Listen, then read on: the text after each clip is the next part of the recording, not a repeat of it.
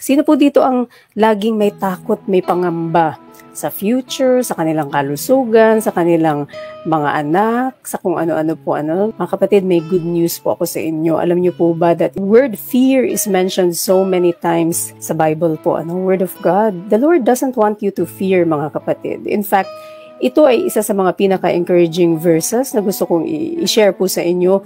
This is coming from Isaiah 41:10. So do not fear, for I am with you. Do not be dismayed, for I am your God. I will strengthen you and help you.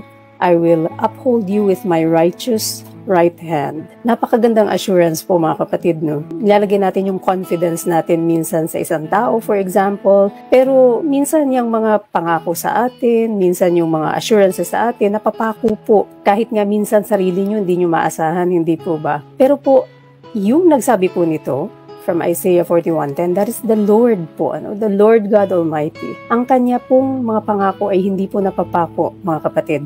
Siguro hindi na natin maasahan lahat, kahit sarili natin, kahit kamag-anak natin. Minsan pa nga po, hindi natin maasahan na magulang natin, hindi natin maasahan ang anak natin, hindi natin maasahan asawa natin. Mga kaibigan, ilan na po ba dyan sa inyo ang nabetray na or nabigyan ng salita tapos napako po? Hindi po natin maasahan kahit sino, mga kapatid.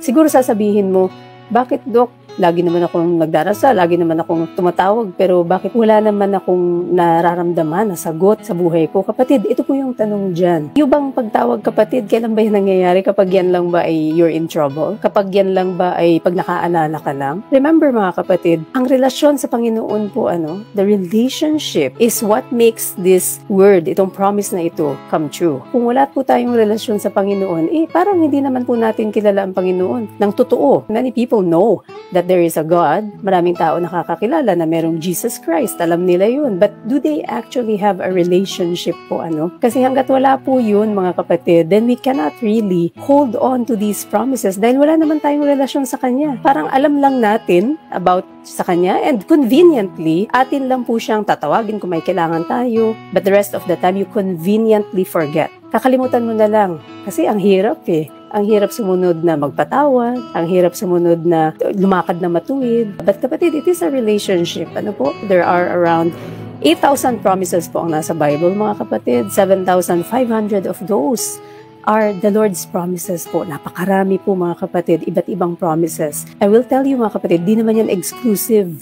Hindi po mahalaga ang religion. The important thing is a relationship. May relasyon ka ba sa Panginoon? Ikaw ba ay intimate with the Lord? And then you will have access to all these promises, mga kapatid.